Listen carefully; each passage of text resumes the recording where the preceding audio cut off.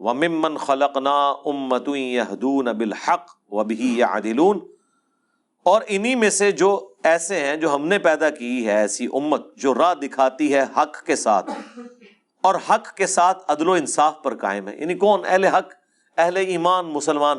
جہاں کوئی اللہ کے ساتھ شرک کر رہے ہیں نا، تو اللہ نے اپنے وہ بندے بھی پیدا کیے ہیں کہ جو توحید بھی اسی طرح بیان کر رہے ہیں. بلکہ میرا تو یار یہ دعویٰ ہے، شرک اتنے شد و مد کے ساتھ لوگوں نے نہیں کیا جتنا لوگوں نے توحید شد و مد سے بیان کی ہے.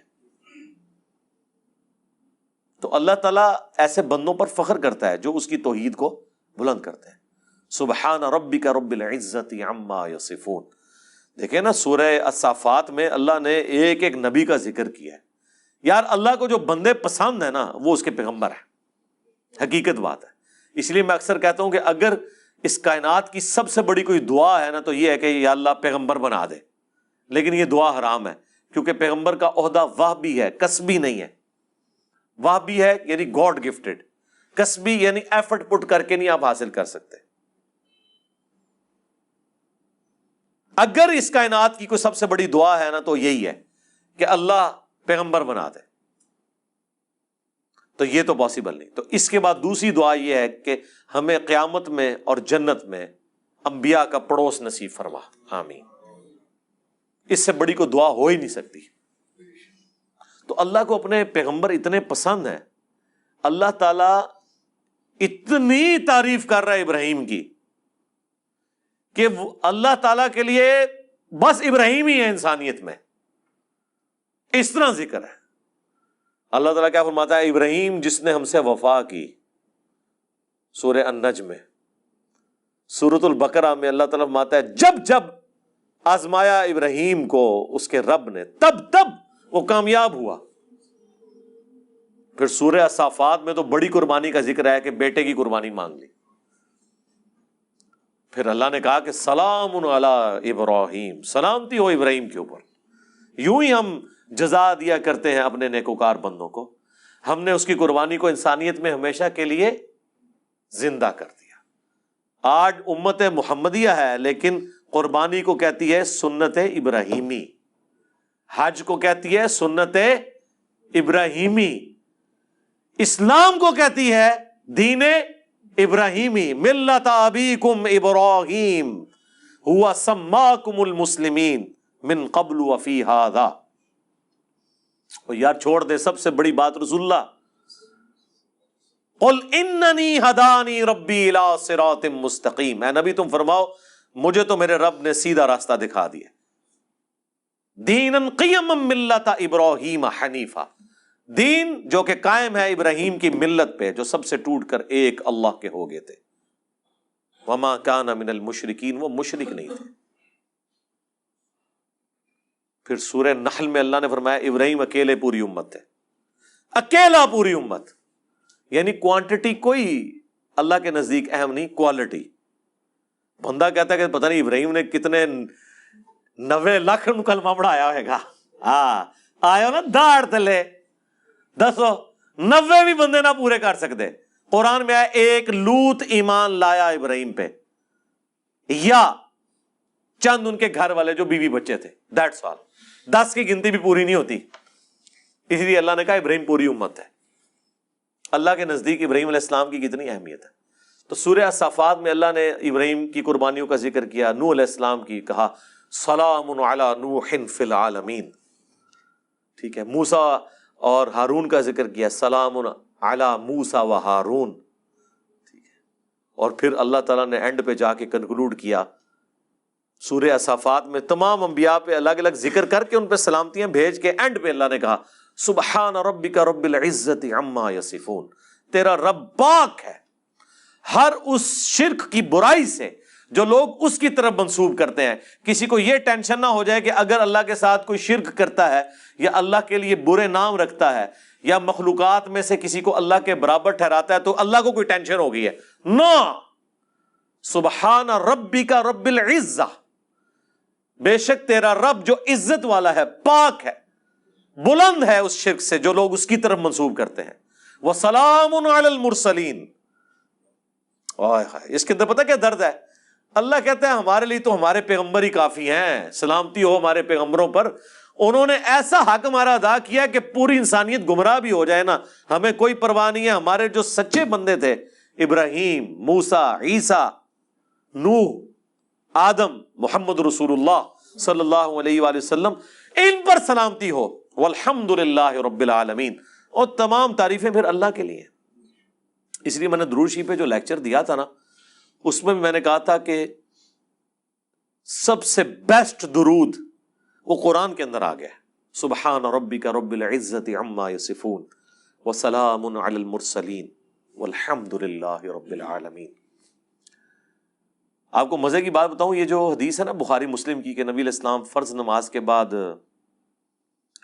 پڑھتے تھے لا الہ الا اللہ وحدہ لا شریک لہ لہ الملک ولہ الحمد وہو علی کل شیء قدیر اللہم لا مانع لما اعطیت ولا معطی لما منعت ولا ينفع ذا الجد منک الجد۔ بخاری مسلم میں تو اتنی یہ دعا آتی ہے۔ جو حضرت معاویہ نے خط لکھا تھا تو مغیرہ ابن شعبہ نے یہ وظیفہ بتایا تھا ان کو کہ اللہ کے نبی فرض کی نماز کے بعد یہ پڑھا کرتے تھے۔ لیکن ترمذی میں جب یہ حدیث آتی ہے نا، اس کے ساتھ یہ الفاظ بھی ہیں کہ اس کے بعد حضور پڑھتے تھے سبحان ربک رب العزت عما یصفون وسلام علی المرسلین والحمد للہ رب العالمین۔ یہ قرآن کی جناب فیوریٹ ترین آیات ہیں۔ مجھے آج بھی یاد ہے، میں 2007 میں حج کیا تو 2007 کے اندر 2 حج آئے تھے، ایک جنوری کے مہینے میں اور ایک دسمبر میں، 18 دسمبر کو آیا تھا۔ تو وہ 18 دسمبر والا جو حج تھا نا، وہ میں نے کیا تھا۔ تو میدان عرفات میں اس ٹائم تو ظاہر ہے ہم نئے خود ابھی رائے حق کے مسافر تھے، ابھی تو پتہ ہی نہیں تھا کہ اللہ نے کتنا بڑا کام لینا ہے۔ میں نے تو ابھی کوئی ویڈیو ریکارڈنگز بھی شروع نہیں کی تھی۔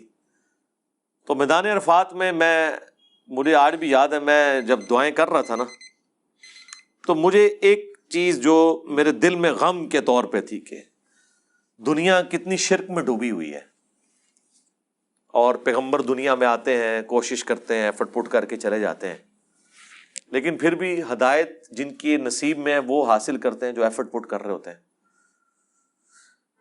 تو اللہ تعالیٰ نے اتنی بڑی کائنات بنائی، اتنی مخلوقات پیدا کی، لیکن اینڈ رزلٹ یہ نکلا ہے۔ دنیاوی طور پہ تو ہم اسے ناکامی سمجھ رہے ہیں نا کہ اتنے بندے پیدا کیے ہیں تو وچوں جڑے کم دے بندے نے وہ چند ہی کی نکلے نے، باقی تو سارے فارغ ہو گئے۔ ٹھیک ہے، تو اب دنیاوی اعتبار سے تو ہم شاید اسے کریٹر کی کمزوری سمجھ رہے ہیں، لیکن اللہ تو بے پرواہ ہے، اللہ کو تو کوئی فرق نہیں پڑتا، سارے جہنم میں چلے جائیں، سارے جنت میں چلے جائیں، اللہ کو کوئی پرواہ نہیں ہے۔ تو اس کے اوپر میں بہت زیادہ ایمفسائز کر رہا تھا اور میں بڑا پریشان تھا۔ تو اس وقت اچانک جو ہے نا اللہ تعالیٰ انسان کو چیز یاد دلواتا ہے نا، تو مجھے اللہ تعالیٰ نے میرے دماغ میں یا میرے دل میں یہ چیز ڈالی کہ سبحان ربک رب العزت عما یصفون، تمہارا رب پاک ہے جو عزت والا ہے ہر اس شخص کی برائی سے جو اس کے ساتھ شرک کو منسوب کرتا ہے۔ وسلام علی المرسلین، رسول ہی کافی ہیں۔ ویسے تو اللہ رسولوں کی عبادت کا بھی محتاج نہیں ہے، لیکن اگر اللہ تعالیٰ نے مخلوقات میں پیدا کیا ہے تو وہ رسولوں نے ایسا بیسٹ پرفارم کیا ہے کہ اللہ کہتا ہے ہمارے رسول ہمیں کافی ہیں۔ والحمد للہ رب العالمین، تعریفیں تو ساری اللہ کے لیے۔ تو میں نے پھر اس وظیفے کو ہمیشہ حرز جان بنا کے رکھا ہے۔ میں ہمیشہ کوشش کرتا ہوں کہ میں اپنی ہر نماز کی پہلی رکعت میں یہ سورہ فاتحہ کے بعد پڑھوں، سبحان ربک رب العزت عما یصفون وسلام علی المرسلین والحمد للہ رب العالمین۔ میں نہیں سمجھتا کہ اس سے بیسٹ الفاظ میں آپ اپنے رب کی طرف رجوع لا سکتے ہیں۔